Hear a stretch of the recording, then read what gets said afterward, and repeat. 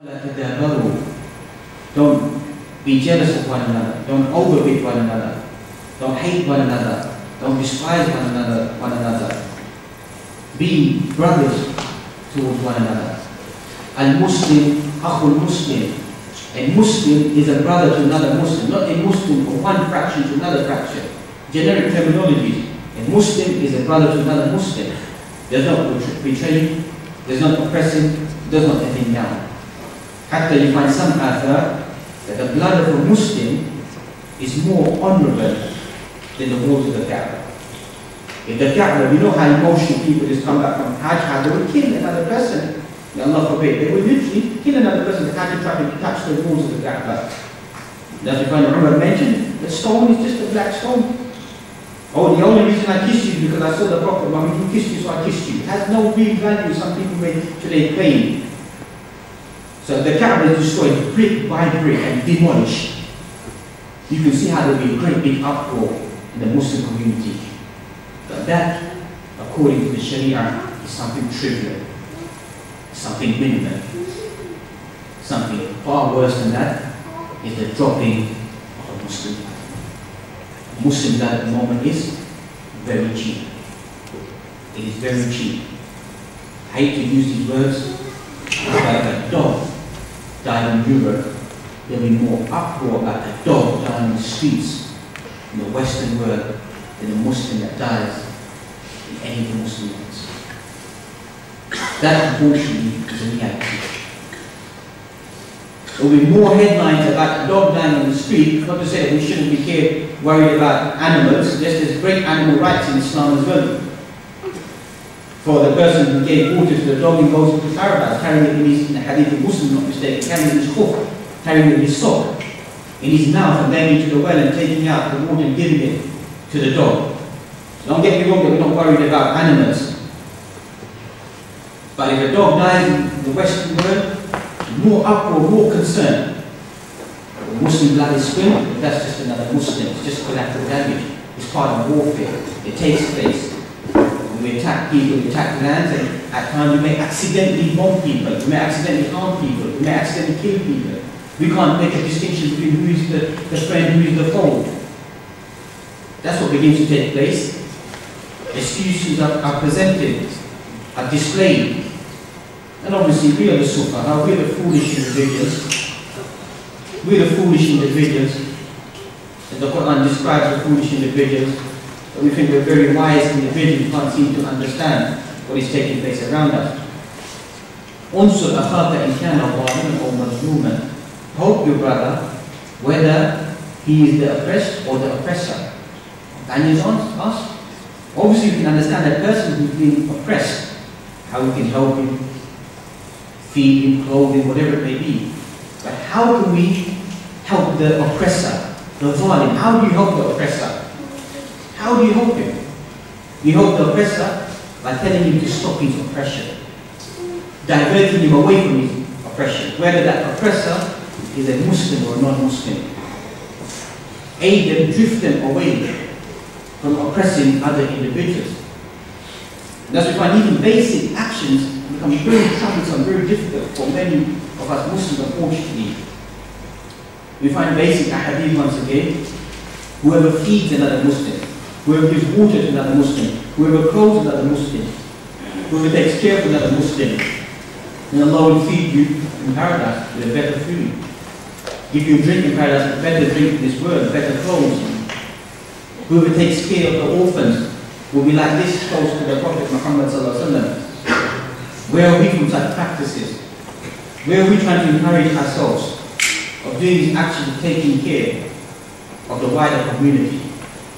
That unfortunately is the reality. That to scare people, to create what we classify the power of nightmares, creating this illusion that to drift people away, to drift Muslims away from that which concerns all of us.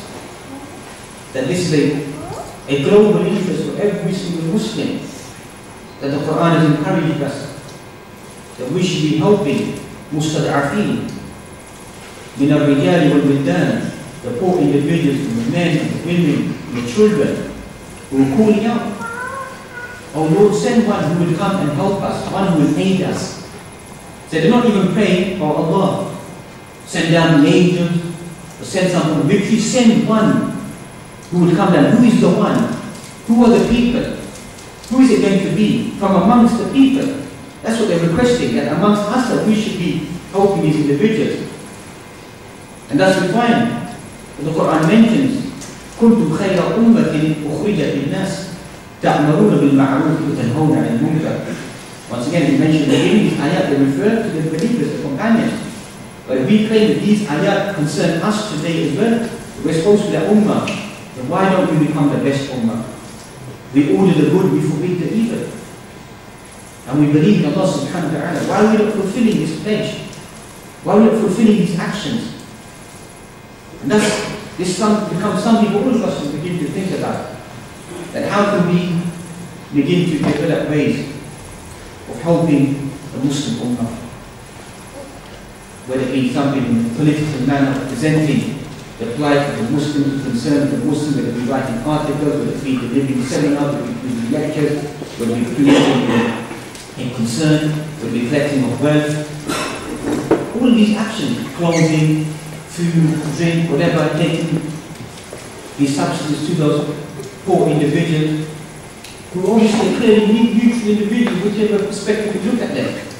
We begin to take interest towards them, like poor children, young innocent individuals who don't have food, drink, etc., clothing. What's their sin?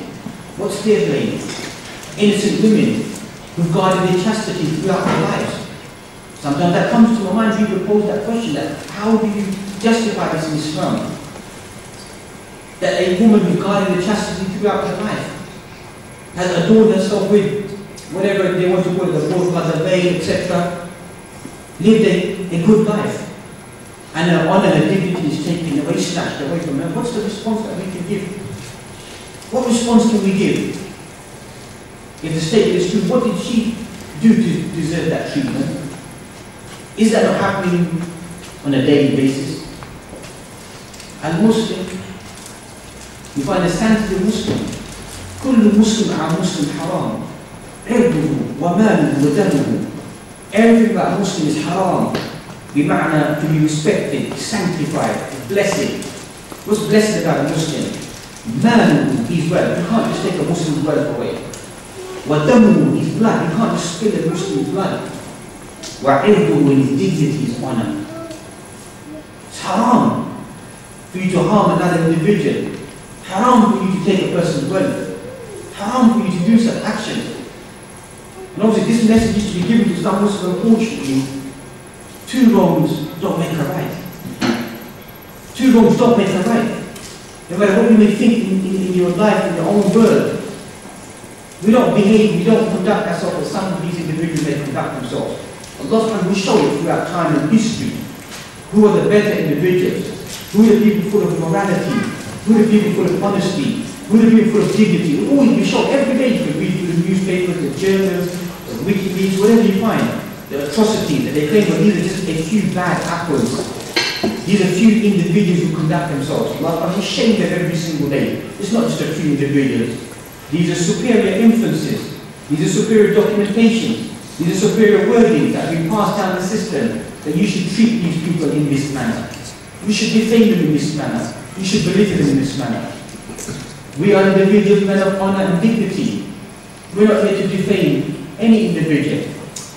And thus if we cannot participate in creating the awareness, in creating the concern, then even a small, simple action has become politically unacceptable to some of us.